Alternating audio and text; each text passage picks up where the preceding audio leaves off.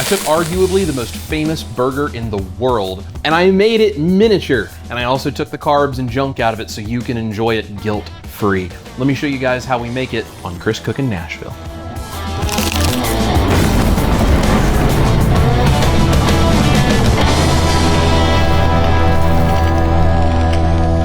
All right, so I've got a pound of ground beef here. We're gonna add somewhere around a teaspoon of salt. You can do more or less to your taste, but about a teaspoon in a pound of beef is perfect. You can use 83-27 or maybe even 80-20. If you start going any leaner than that, this can dry out. We're gonna do something in a minute that will help even if you use the lean beef to make sure it doesn't get dry. Optionally, I'm gonna add some black pepper to taste because the famous burger does tend to have a little bit of black pepper flavor to it as well.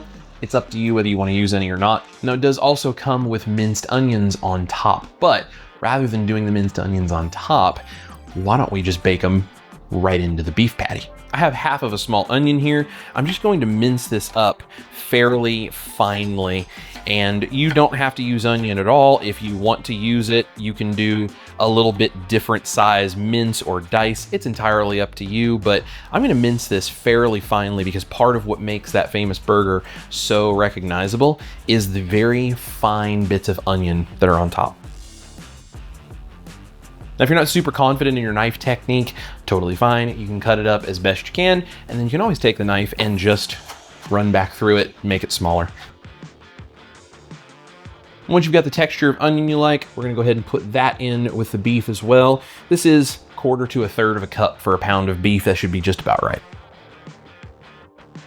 Now you can just leave this as it is, mix it together gently so that you don't make it super dense, and have it exactly like that for this recipe. However, if you wanna make it really nice and juicy and you wanna make sure it's gonna stay tender, this is a really cool trick, and I actually think it makes it taste a whole lot better. I'm gonna add in about 1/2 of a cup of whole milk ricotta cheese to that 1 pound of beef. Now this is gonna do a couple of things. Normally, if you over mix ground beef like this, it's going to get tough and dense, but we are actually going to mix the ricotta in and mix this very thoroughly until it turns into sort of a sticky paste texture. It's gonna break down all of the cells of the meat, which lets all of these proteins leak out. They form new protein bonds with each other, and they encapsulate the fat and the moisture of the ricotta, which then acts as a filler. This makes them tender and juicy when they cook, and it keeps them from drying out or becoming too dense, but it doesn't add the heavy carb hit of the types of things we would normally see used. This is a sausage maker technique, and it works really well for any kind of ground meat you're turning into a meatball or a meat patty or a meat loaf like this, where you use that intentionally to get that springy, juicy, tender bite. So once we have the ricotta in there, we're going to let that and the salt all work together with that beef and those pieces of onions and create that pasty texture, which is going to give us the sausage maker version of meatballs. Let's mix this together aggressively until we get a smooth and sticky paste.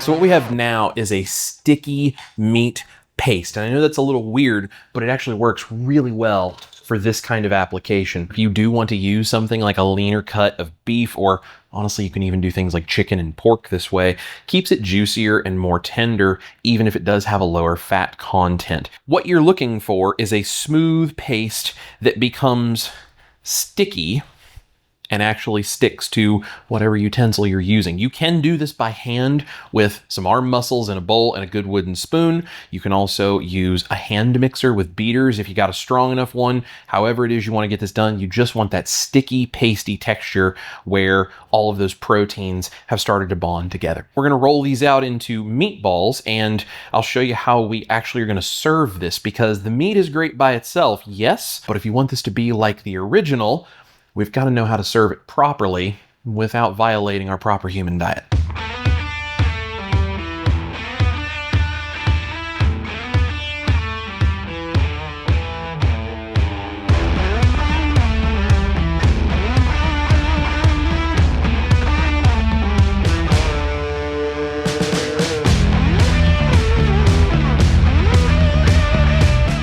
Now, optionally, for some little miniature buns to go along with these meatball style appetizers, this is my carnivore bread mixture. I've linked that video down below. You can also get the free recipe card for it on my website, which is in the description box.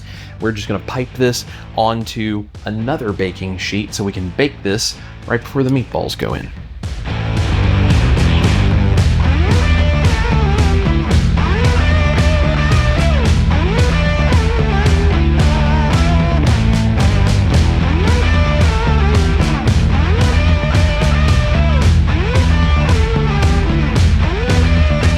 So these go in a 425 degree oven on the middle rack, and then we'll cook our meatballs at the same temperature.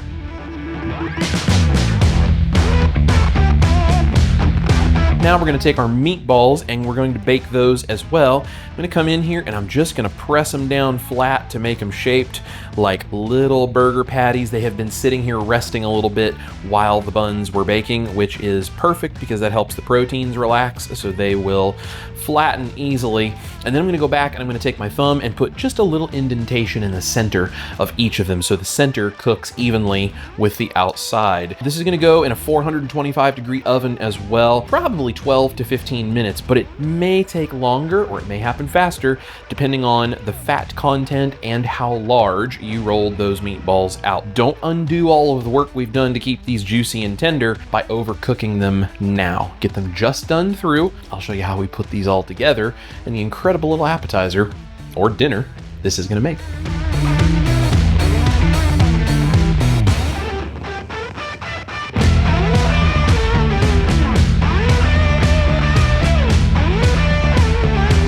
So I'm gonna go ahead and start with beef patty. You can absolutely use a double bun if you want. I'm just going to use a single. I have a piece of American cheese, which, by the way, if you would like to know how to make a clean American cheese at home, doesn't have any of the junk in it that a lot of the processed ones in the store do, put cheese in the comments. I'll be glad to show you guys how to do that. We're gonna do cheese, lettuce, of course. I have half pickle chips because a whole pickle chip would be a little bit too much pickle flavor to get that Big Mac vibe. A bun to go on the top. And we're gonna stick a toothpick right down through the middle. And there is our little appetizer. Now let's put a whole bunch more together and we're gonna serve it with a keto burger sauce that I have linked the video for in the description.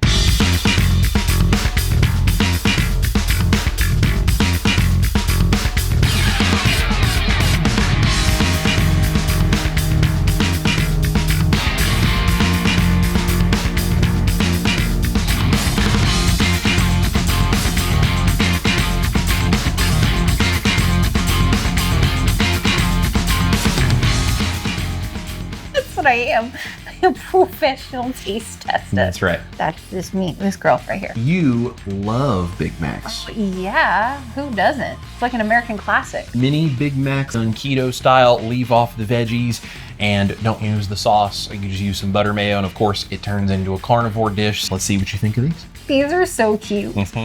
Look at these little guys. Yeah, they're adorable. Okay, they're adorable. So I just dip it in the sauce? Just dip it, go for it. Okay. You could totally put the sauce on it. It would just get real messy, I think. And for like a party situation, I think dipping is much better. Oh my God. Oh wow. That hot dang. That's good. Your burger bun recipe is so good. They're the perfect size. The lettuce, the half a pickle is really nice too. I don't want too much. It's the right amount and it tastes the way it's supposed to with that size pickle on it. I love the onion mixed into the meat. This burger sauce is like addicting. I mean, it's so freaking good. That is insanely good. That tastes exactly like it just came through a drive-through window, except it's better because it's not dried up and it's not mostly bun with no meat. Family gatherings, church potlucks, I mean, whatever it is, like give these to your kids. Nobody would know that these are low carb. If you want to make the bread, you're going to need this video over here. The burger sauce, you're going to need this video over here. If you haven't yet, go pre-order my cookbook right here. This is Chris cooking Nashville, the beautiful Ash Taylor. Eat your meat, especially when it's a little mini Big Mac. Love your life, and we'll see you next time. Welcome to Mick Chris's. Can I take your order?